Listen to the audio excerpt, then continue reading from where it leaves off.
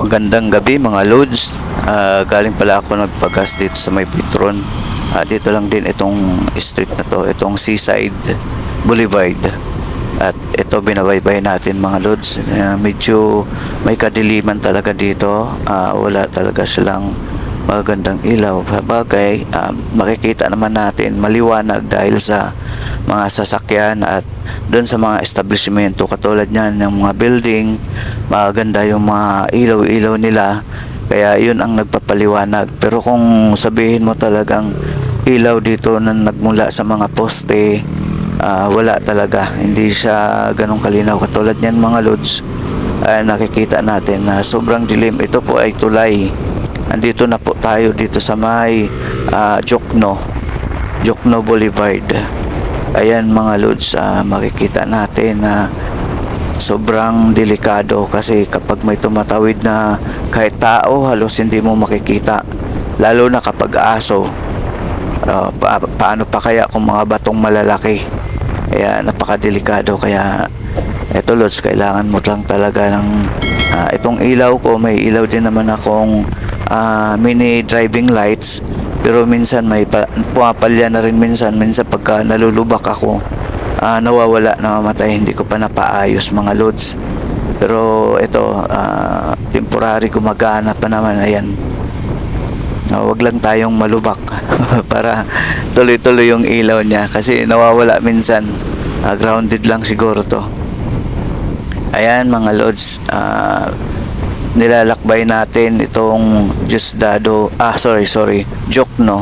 Jokno Boulevard. Ito, medyo may kadiliman talaga. Mga sasakyan lang nagpapaliwanag dito sa kalye.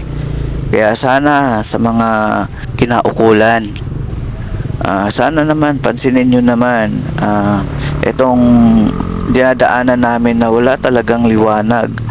Mismong mga motorista lang ang nagpapaliwanag dahil sa mga ilaw ng sasakyan. Maawa naman kayo, nagbabayad naman tayo ng buwis. Bakit hindi nyo ginagawa to dito? Mag-antay pa ba kayo kung mayroon ng madisgrasya or merong magrereklamo sa inyo at kayo ay mapapagalitan?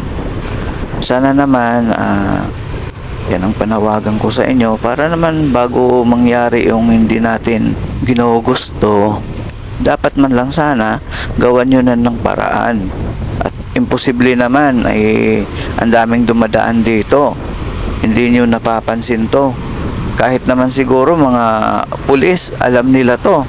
Mga pulis andyan, dumadaan. Hindi lang mga pulis, yung mga enforcer, mga traffic enforcer dyan, hindi man lang siguro nasabi, ay ang dilim doon sa yung bandang yon, doon sa may Jokno Boulevard na yan, di ba?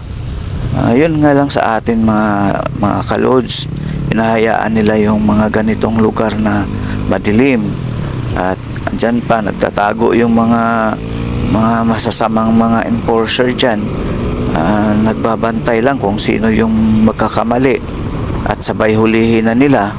Kaya yan lang ang talagang hindi maganda sa atin. Actually loads, ito na, binabaybay na natin tong papunta na ako dito sa may Diosdado Macapagal. Rin, itong kalyeng to, napakadilim. Yan, makikita nyo naman mga loads.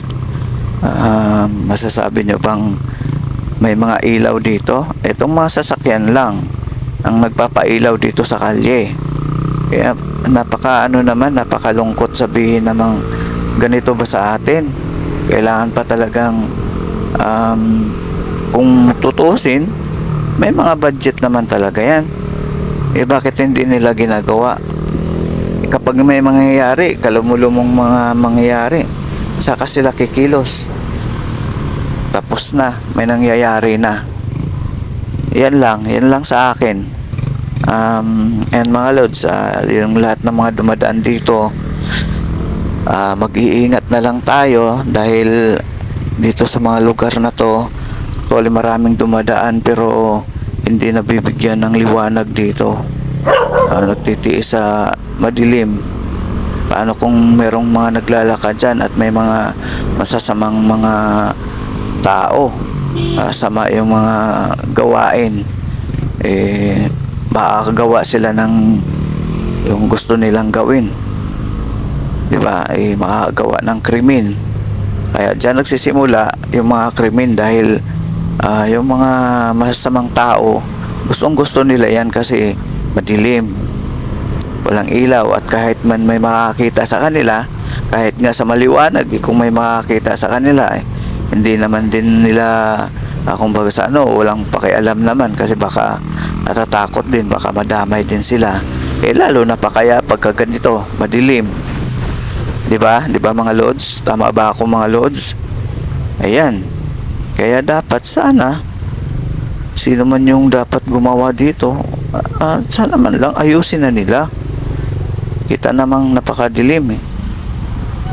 Sino ba namang mga taong matutuwa kapag ganito kadilim? Pero kung maliwanag yan, siyempre sabihin ng mga motorista, wow, ang ganda, ang liwanag na dito. O, di ba mga lods? O mga lods, hanggang dito na lang. Diyan pala sa unahan, yan na yung Rojas Boulevard. Yun mga lods, thank you for watching. Bye-bye.